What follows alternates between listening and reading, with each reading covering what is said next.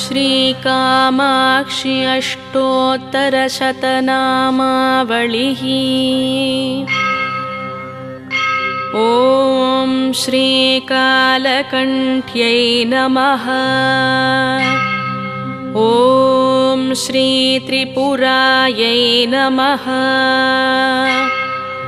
ॐ श्रीबालायै नमः। ॐ श्रीमायायै नमः। ॐ श्रीत्रिपुरसुन्दर्यै नमः। ॐ श्रीसुन्दर्यै नमः। ॐ श्रीसौभाग्यवत्यै नमः। ॐ श्रीक्लीङ्कार्यै नमः। ॐ श्रीसर्वमङ्गलायै नमः। ॐ श्री ऐङ्कार्यै नमः। ॐ स्कन्दजनन्यै नमः। ॐ श्रीपरायै नमः। ॐ श्रीपञ्चदशाक्षर्यै नमः। ॐ श्रीत्रैलोक्यमोहनाधीशायै नमः। ॐ श्रीसर्वासापूरवल्लभायै नमः। ॐ श्रीसर्वसंक्षोभणाधीशायै नमः। ॐ श्रीसर्वसौभाग्यवल्लभायै नमः। ॐ श्रीसर्वार्थसाधकाधीशायै नमः। ॐ श्रीसर्वरक्षाकराधिपायै नमः। ॐ श्रीसर्वरोगहराधीशायै नमः। ॐ श्रीसर्वसिद्धिप्रदाधिपायै नमः। ॐ श्रीसर्वानन्दमयाधीशायै नमः। ॐ श्रीयोगिनीचक्रनिलयायै नमः। ॐ श्रीभक्तानुरक्तायै नमः। ॐ श्रीरक्ताङ्ग्यै नमः। ॐ श्रीशङ्करार्धशरीरिण्यै नमः।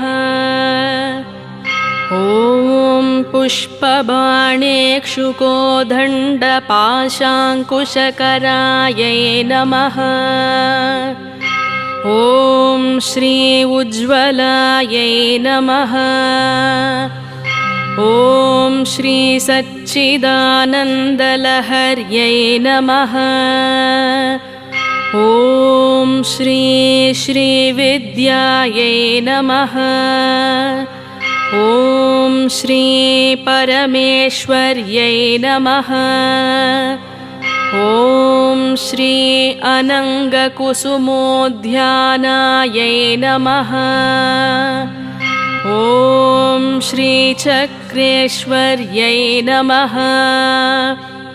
ॐ श्रीभुवनेश्वर्यै नमः। ॐ श्रीगुप्तायै नमः।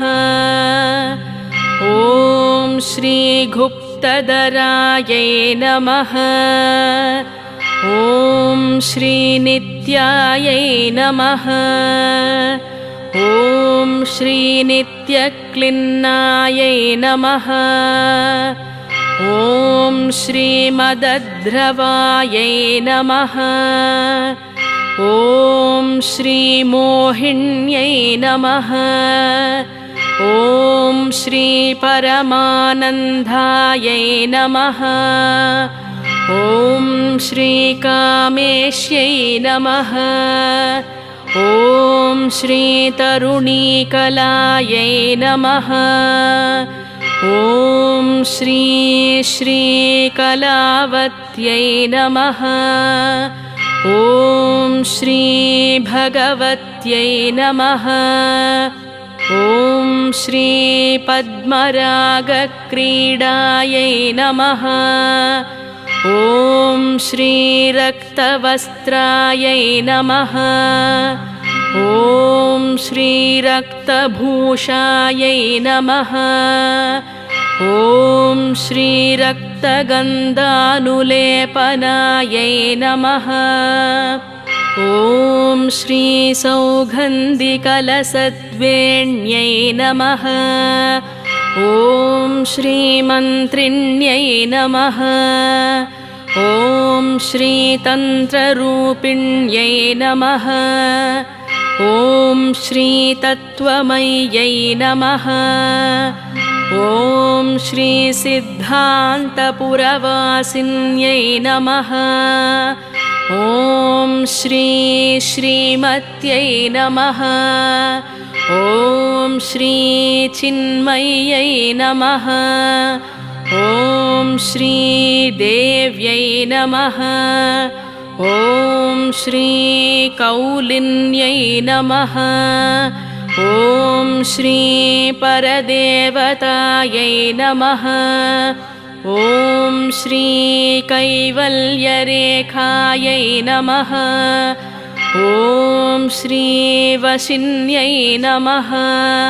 ॐ श्रीसर्वेश्वर्यै नमः। ॐ श्रीसर्वमातृकायै नमः। ॐ श्रीविष्णुस्वस्त्रे नमः। ॐ श्रीवेदमय्यै नमः। ॐ श्रीसर्वसम्पत्प्रदायिन्यै नमः। ॐ श्रीकिङ्करीभूतगीर्वाण्यै नमः। ॐ श्रीसुधवापिविनोदिन्यै नमः। ॐ श्रीमणिपूरसमासीनायै नमः। ॐ श्री अनाहताब्जवासिन्यै नमः। ॐ श्रीविशुद्धिचक्रनिलयायै नमः। ॐ श्री आज्ञापद्मनिवासिन्यै नमः। ॐ श्री अष्टत्रिंशत्कलामूर्त्यै नमः। ॐ श्री सुषुम्नाद्वारमध्यकायै नमः। ॐ श्री योगीश्वरमनोध्येयायै नमः। ॐ श्री परब्रह्मस्वरूपिण्यै नमः। ॐ श्री चतुर्भुजायै नमः। ॐ श्री चन्द्रचूडायै नमः। ॐ श्री पुराणागमरूपिण्यै नमः।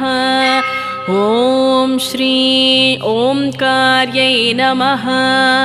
ॐ श्री विमलायै नमः। ॐ श्री विद्यायै नमः। ॐ श्री पञ्चप्रणवरूपिण्यै नमः। ॐ श्री भूतेश्वर्यै नमः। ॐ श्री भूतमय्यै नमः। ॐ श्री पञ्चाशत्पीठरूपिण्यै नमः। ॐ श्री षोडान्यासमहारूपिण्यै नमः। ॐ श्री कामाक्ष्यै नमः। ॐ श्री दशमातृकायै नमः। ॐ श्री आधारशक्त्यै नमः। ॐ श्री अरुणायै नमः। ॐ श्रीलक्ष्म्यै नमः। ॐ श्री त्रिपुरभैरव्यै नमः। ॐ श्रीरहपूजसमालोलायै नमः। ॐ श्रीरहोयन्त्रस्वरूपिण्यै नमः। ॐ श्रीत्रिकोणमध्यनिलयायै नमः। ॐ श्रीबिन्दुमण्डलवासिन्यै नमः। ॐ श्रीवसुकोणपुरावासायै नमः। ॐ श्रीदशारद्वयवासिन्यै नमः। ॐ श्रीचतुर्दशारचक्रस्थायै नमः। ॐ श्रीवसुपद्मनिवासिन्यै नमः। ॐ श्रीस्वराब्जपत्रनिलयायै नमः। ॐ श्रीवृत्तत्रयवासिन्यै नमः। ॐ श्रीचतुरस्रस्वरूपास्यायै नमः। ॐ श्रीनवचक्रस्वरूपिण्यै नमः। ॐ श्रीमहानित्यायै नमः। ॐ श्रीविजयायै नमः। ॐ श्रीराजराजेश्वर्यै नमः। इति श्रीकामाक्षि अष्टोत्तरशतनामावलिः सम्पूर्णम्। ॐ